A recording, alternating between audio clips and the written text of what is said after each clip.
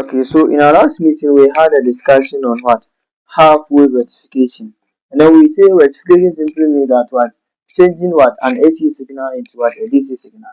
Meaning that what? In the AC signal we have the input and then the output, right? We have the input, right? Moving in what the positive half cycle and the negative half cycle at the same time.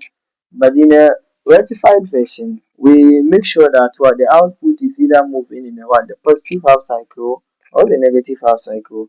That is basically what we are going to discuss today. So basically, there are two main types of full wave rectification.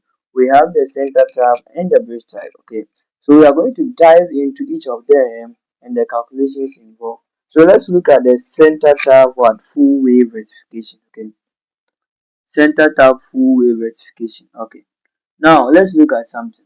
So in a center tap rectifier is a type of full wave rectifier that uses two diodes connected to the secondary of a center tap transformer. Okay, so that means that we first of all need our transformer. Our transformer. Okay, and then one diode here, and then another diode at the other side. Okay, so the secondary can be taken in this form. Either we draw it this way and then other way around like this. Here we have our resistance here, which is the load resistance like this. Or we can just tap it at the center. It's the same thing. The ground simply means that this is connected together. So we can always draw it this way like this. Where we have our load resistance here.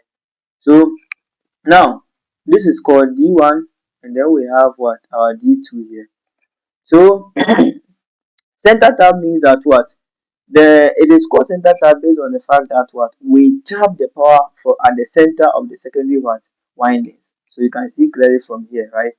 So now our input is in this form, from positive half cycle and then the negative half cycle, right? Continuous like that, right? So in rectification, our main aim is to be able to change this AC, which is moving from positive negative into one direction, either it be the positive side or the negative side. We have to be able to rectify it because we make sure that the current is moving in only one direction. That is basically what we are going to do under the center tap rectifier. Okay. Now what will happen? First of all, we are going to consider the positive half cycle, right? Meaning that we are going to let the signal move in only the positive side and look at what will happen. So we are going to analyze this side. Okay.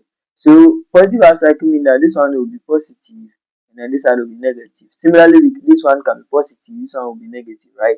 So you can see we have positive and negative. Okay.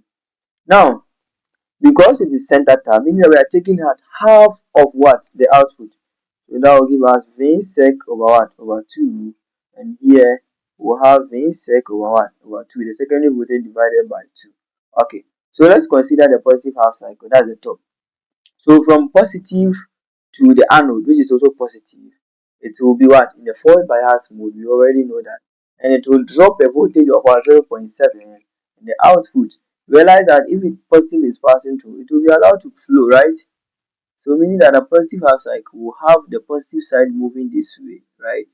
Let's look at the negative side. See, the negative will be reversed bias when it gets to the D2.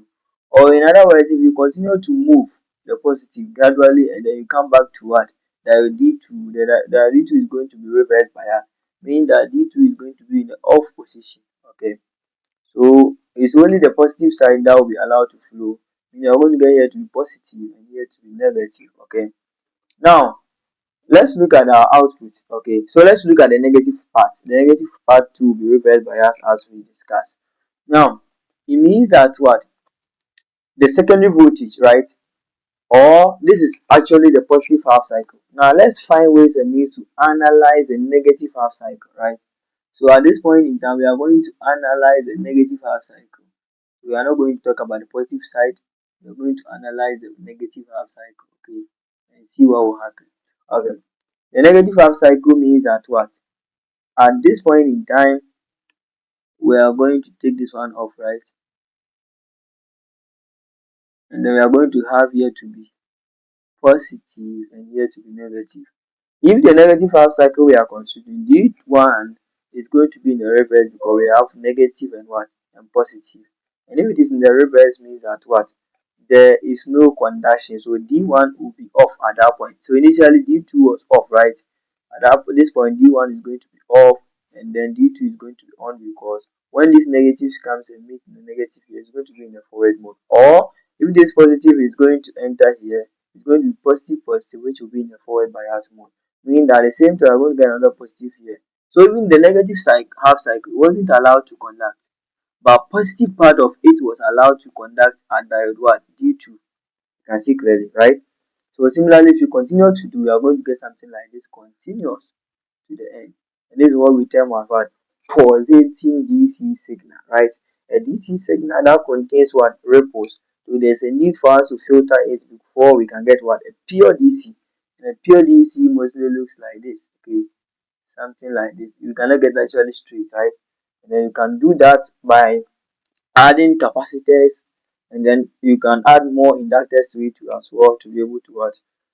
Remove some part of the ripples to get what? A pure filtered what? DC. Okay. Now this is what we have. Now let's look at how we can calculate the secondary voltage, or the output voltage, sorry. So here the output is always taken at the load section. So we have our V out at the load section, right? So let's use our catch-up voltage law to do this. Okay. So from negative to where? To positive, right? Will give us a positive. So we get V sec, that's the secondary voltage, over 2. And then from positive to negative will give us what? A negative voltage drop, which is minus 0.7, right? So gradually, and then from positive here to negative, that will giving us what? Minus V out, the output at the load section. And this should be equal to 0. So let's make the output the subject. We are going to get the output voltage to be equal to V sec, right, divided by 2 minus 0.7. So this is actually our output voltage. So the output voltage of a center tap what? Rectifier is only the secondary voltage, which is half of the secondary minus what? 0.7, because actually the input is actually 0.7, but the drop is what? The 0.7. So we just subtract it from it in order for us to get our output. Now there's something we call the peak inverse voltage, which is the PIV, right? And this is the amount of voltage the diodes must withstand in the reverse direction, right? And this is really important because it helps us to what? To look at the choice of what? A rectifier to build. Okay, so let's do analysis on that, so if we can get the concept more. Now in doing analysis with that, okay, so let's look at something here. We realize that when D2 was on, D2 was off, right? When D1 was on, D2 was off, right? Meaning that it's going to be the reverse, and the reverse is where we always take the peak inverse one voltage, right? So let's analyze the entire cycle where we take this one out. We can take this one out and do the analysis. So here from negative to positive will give us what? Positive V sec over 2, right? And then from positive to negative will give us minus 0.7, right? And then gradually from negative to positive, from positive to negative, that will give us minus what? PIV. And then finally from positive to where? To negative, right? If from negative to positive, remember that when this one was a positive half cycle, we had here to be negative, and this side was what? Positive. Okay, so get minus V sec on what? On 2. Another way to analyze it is because we are taking this one on, is we are not more tapping it at the center, we are going to get double, which is the V sec, the whole secondary voltage, which this one should be equal to 0. So if you add this and this, you end up getting what I'm talking about. This one was positive. We are going to get V sec, because V sec on 2 plus V sec on 2 will give us what? V sec. V sec minus 0.17 should be equal to, I'm sending peak inverse voltage to the other side of the equation. Okay. So it means that the secondary voltage, right? Peak inverse voltage, sorry, PIV will be equal to the V sec, right? Minus 0.7. So let's get some relationship for it in terms of what? The output voltage. Remember we said the output V out, right, is equal to what? V sec on 2 minus 0.17, right? So we can make V sec the subject from this equation, which will give us 2V out, right? which is equal to 2 V out is equal to V sec minus what? 1 point what? 4. 0.7 times this. Making V sec, that means that 1.4 must go to the other side. So we'll get V sec to be equal to 2 V out, right? Plus 1.14. So substituting this into the what? The V sec, we are going to get PIV to be equal to 2V out, right? Plus 1.4 minus 0.7. And that will give us a corresponding value of what? 2V out, right? Plus 0.7. So the peak inverse voltage the diode must withstand is twice the output, right? Meaning that it's too huge, plus 0.7. So this is really difficult. So you get to understand it better when we get to the bridge. And you look at the peak inverse voltage, the one that is smaller means that what? That particular choice of what? A rectifier circuit is good because the voltage the system must be able to withstand in the reverse. So far as it is in the forward bias mode, is twice the output plus 0.7.